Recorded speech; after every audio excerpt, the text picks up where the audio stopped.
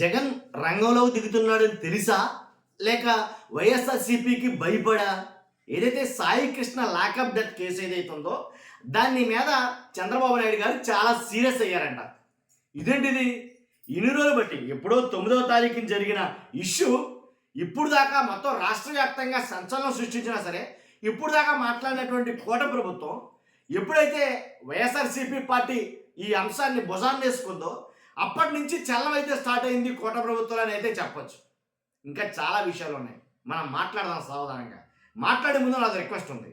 ఎక్కువ మందికి information share అవ్వాలంటే కనుక మీరు బాధ్యతగా మీరు లైక్ చేయండి. లైక్ చేస్తే ఎక్కువ మందికి ఇన్ఫర్మేషన్ షేర్ అవుతుంది. కొత్తగా మన ఛానల్ చూస్తే పక్కాగా సబ్స్క్రైబ్ చేయండి. మీ అమూల్యమైన అభిప్రాయాన్ని కామెంట్ రూపంలో తెలియజేయండి. సాయి కృష్ణ లాకప్ డెత్ చంపేశారని, కాల్ చేశారని ఇలా రకరకాల మాటలైతే వస్తున్నాయి. వీటన్నింటికి కనీసం ఇప్పటి వరకు కూడా ప్రభుత్వం తరపు నుంచి అంటే కూటమి ప్రభుత్వం తరపు నుంచి ఎలాంటి స్పందన లేదు. సిఐ నాగరాజు కావాలని చంపేశాడని వాళ్ళు తల్లిదండ్రులు ఆ తల్లి ఆరోపిస్తూ ఉంటే ఏంటి కాదు కాల్ చేశారు కదా నా బిడ్డ లేకపోయినా పర్లేదు నాకు బూడిదైనా ఇవ్వండి అని తల్లి మాట్లాడుతూ ఉంటే వేటికి కూటమి ప్రభుత్వం ఇప్పటిదాకా సమాధానం చెప్పాల. ఎప్పుడైతే సీన్లోకి అంబటి రాంబాబు గారు ఎంటర్ అయ్యారో అప్పటి నుంచి కూటమిలో కదలిక మొదలైందని చెప్పాలి. ఎందుకు చెప్తున్నారంటే కనుక తర్వాత నెక్స్ట్ దిగేది జగన్ గారి రంగంలోకి.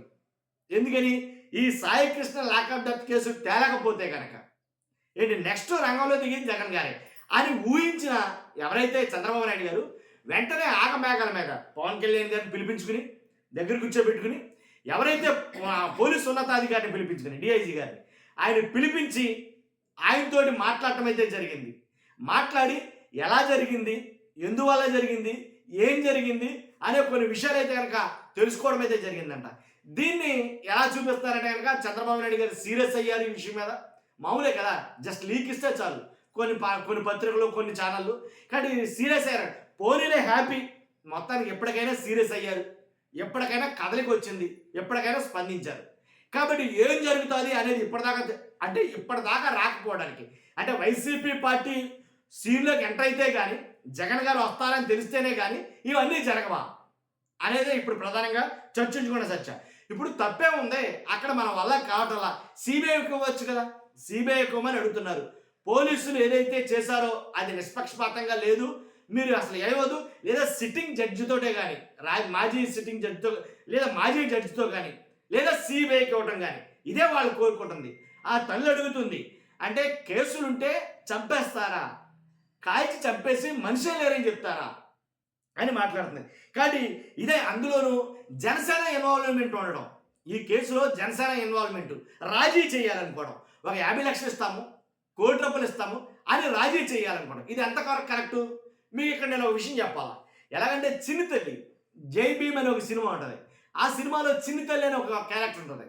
ఆ క్యారెక్టర్లో తన భర్తని నానా దారుణంగా టార్చర్ పెట్టి ఏదైతే ఇక్కడ సాయి కృష్ణని ఏ రకంగా అయితే టార్చర్ పెట్టారో కాలి గోల్డ్ కూడా పీకేశారండి ఈ అబ్బాయి, ఈ పిల్లోడి కాలి గోల్డ్ పీకేసి మర్మాంగాల మీద కొట్టి ఎంత రభస్ చేశారో ఇక్కడ జై భీమ్ సినిమాలో క్యారెక్టర్లో కూడా చిన్ని తల్లి భర్తను కూడా సేమ్ అదే రకంగా టార్చర్ పెడితే చనిపోయాడు భర్త. చనిపోతే చనిపోయిన వ్యక్తిని అసలు లేడు, అసలు మాకు దొరకలేదు అని క్రియేట్ చేశారు చూసారు. సేమ్ అదే సీన్ని చాలామంది నెటిజన్స్ గుర్తు చేసుకుంటున్నారు.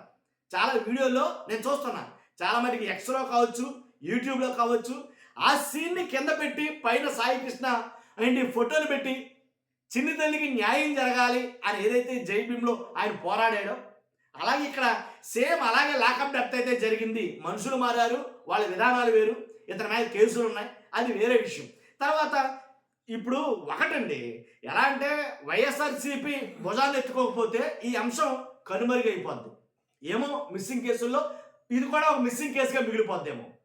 ఎప్పుడైతే వైసీపీ రంగంలోకి ఎంటర్ అయిందో, వాస్తవాలు మాట్లాడుకుందాం, వైసీపీకి రంగంలోకి ఎంటర్ అయిందో అప్పుడు కదలిక వచ్చింది, స్పందన వచ్చింది, చంద్రబాబు నాయుడు గారికి సీరియస్ అయ్యారు, అది జరిగింది.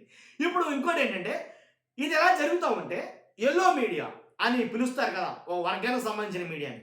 ఆ మీడియా ఏం చేస్తుందంటే కనుక అతను ఉగ్రవాదిలాగా, ఈ పిల్లాడు ఒక ఉగ్రవాదిలాగా, అతను ఒక 20-30 కేసులు ఉన్నట్టు ఇలా రకరకాలుగా అతన్ని తప్పు చేసి చూపించడానికి.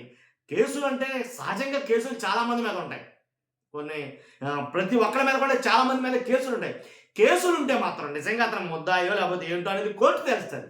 ఇంకా కోర్టు చెప్పలేదుగా అతనేంటనేది. ఒకవేళ తేల్చిందని అనుకోరు. ఇప్పుడు దోషినైనా ముద్దాయినైనా ఎవరినైనా కానీ చంపేసి కాల్చేసి బూడిద కూడా కనబడకుండా చేసే అధికారం ఎవరిచ్చారు?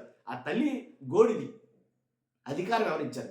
కానీ ఇన్ని రకాలుగా ముడిపడిన ఈ కేసుని జగన్ గారు ఎంటర్ అవుతారు అని అనుకున్న టైంలో చంద్రబాబు నాయుడు గారు సీరియస్ అవ్వడం, దాని మీద పిలిపించుకోవడం, పవన్ కళ్యాణ్ గారిని దగ్గరుండి ఎందుకు మాట్లాడారు డీజీపీ గారు, డిఐజీ గారు ఆయనతోటి అని అంటే కనుక ఏదైతే కాపు కుర్రోడు కాపు కులానికి సంబంధించిన అంశంగా ఇది పరిణమిస్తుందో అందు గురించి పవన్ కళ్యాణ్ గారు కూడా యాక్షన్ తీసుకున్నారు దీని మీద అని చెప్పడానికే పవన్ కళ్యాణ్ గారిని కూర్చోబెట్టుకున్నారా అని ఒక రకమైనటువంటి. ఎందుకంటే ఇక్కడ జరిగింది చనిపోయింది కాపులు కుర్రాడు, అలాగే చెప్పింది కూడా కాపులు ఎవరైతే సిఐ నాగరాజారు అంటున్నారు.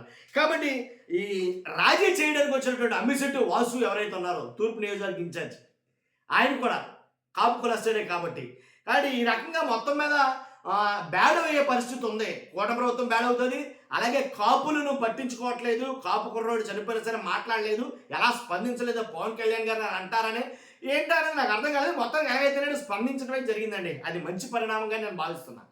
చూస్తున్న మీరు అందరూ కూడా మీ అభిప్రాయం కామెంట్ రూపంలో తెలియజేయండి. ఫస్ట్ అయితే లైక్ చేయండి. Thank you very much.